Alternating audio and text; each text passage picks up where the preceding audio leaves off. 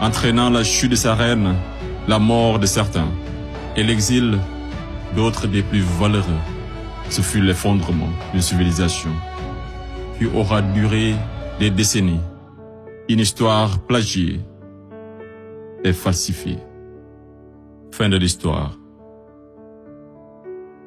Monsieur le Président, je mesure combien il est difficile pour un jeune avocat d'Afrique, sans aucune expérience et qui n'a nulle connaissance des affaires géopolitiques, de plaider pour la mère Afrique contre l'une des mafias les plus dangereuses au monde, la France-Afrique.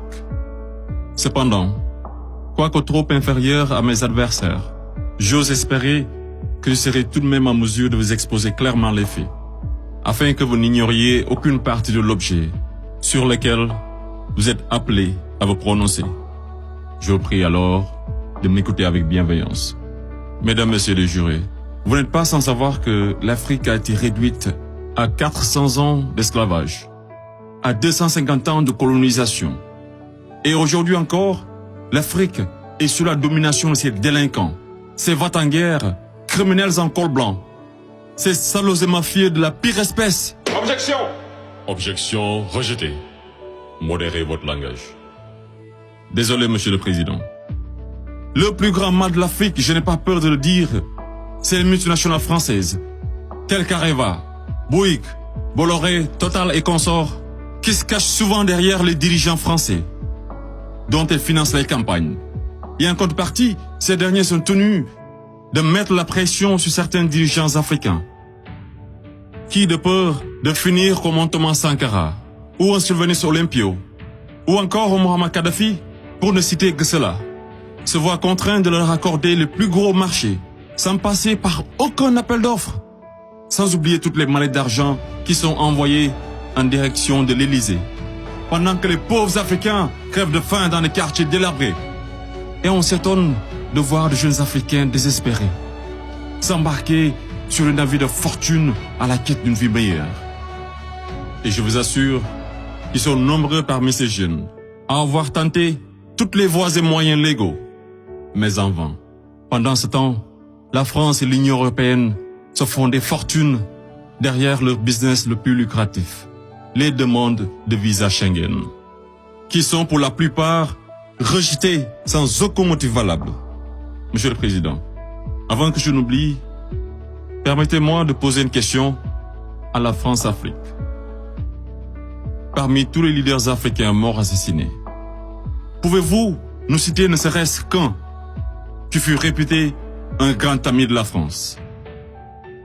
J'imagine qu'il n'y en a pas eu. Mesdames, Messieurs les jurés, je vous laisse juger. Monsieur le Président, j'accuse la France-Afrique, de crimes contre l'humanité, de crimes d'agression, de crimes économiques et d'avoir été derrière des crimes de génocide.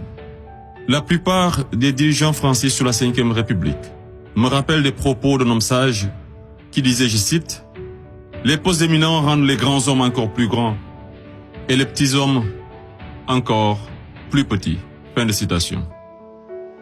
Et le pire d'entre eux, c'est ce nain assassin de Sarko, ce trafiquant d'influence, connu pour sa mégalomanie, l'homme aux scandales multiples, Bettencourt, Tapi, Kadhafi et j'en passe, ce criminel contre l'humanité, toujours en liberté, qui se la coule douce derrière les mélodies de la brune, alors que sa place se trouve à la haie.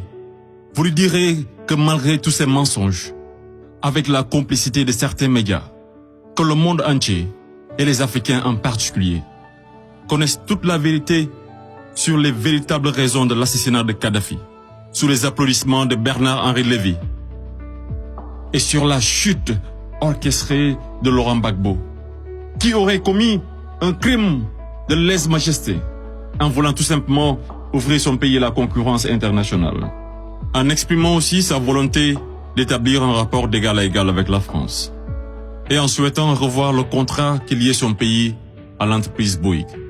Bouygues, du fameux Martin Bouygues, un ami intime de Sarko, par ailleurs parrain de son fils du nom de lui, tous les deux impliqués dans le conflit ivoirien. Ce n'est pas un hasard. Mesdames, Messieurs les jurés, ai-je besoin d'en rajouter un mot pour que vous compreniez ce jeu d'échecs qui se joue sur le dos de pauvres Africains? alors qu'ils doivent tout à l'Afrique. C'est grâce aux Africains que vous avez une république que vous appelez la France. C'est grâce aux Africains que vous êtes enrichis. C'est grâce aux Africains que vous avez aujourd'hui votre statut de 5e puissance mondiale avec un droit de veto au sein de l'ONU. Et c'est encore grâce aux Africains que vous avez 2 Coupes du Monde à votre compte. Qu'attendez-vous encore des Africains? Qu'on vous ramène la Lune? Ayez au moins un peu de décence et respectez les Africains, surtout les Noirs et les Arabes qui vivent en France. Monsieur le Président, je voudrais par ailleurs, et si vous me permettez de parler brièvement de la Cour pénale internationale. Il est un proverbe qui dit « Dis-moi qui tu fréquentes et je te dirai qui tu es ». Je propose de jeter un coup d'œil sur le profil des procureurs de la CPI. Commençons par l'actuel procureur de la CPI, une dame que je respecte pour 2 raisons. Pour son courage, pour avoir prouvé qu'être une femme et noire ne saurait être un obstacle à la réussite sociale, que la femme noire était capable de s'imposer partout et devant n'importe qui, et pour son combat pour la défense des droits des femmes.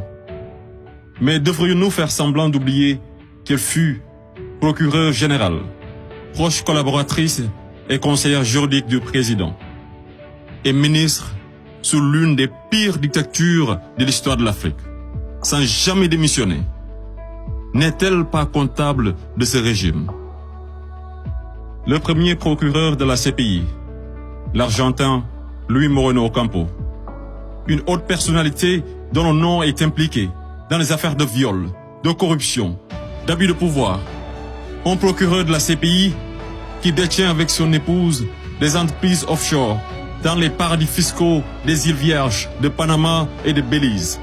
Et c'est le même type qui aujourd'hui offre ses services aux personnalités poursuivies par la CPI afin de les aider à échapper au séjour à la haie, moyennant de grosses sommes d'argent. Et tenez-vous qu'ils sont 123 pays à avoir ratifié le traité de Rome. Et sur 10 enquêtes ouvertes, 9 sont africaines. Je me pose la question à savoir, sommes-nous dans une cour pénale internationale ou africaine? Voilà une cour qui représente pour les Occidentaux un instrument d'oppression et de domination des Africains et de leurs dirigeants. C'est pourquoi l'Afrique a besoin d'une cour pénale africaine, par les Africains, rien que pour les Africains et financée par les Africains.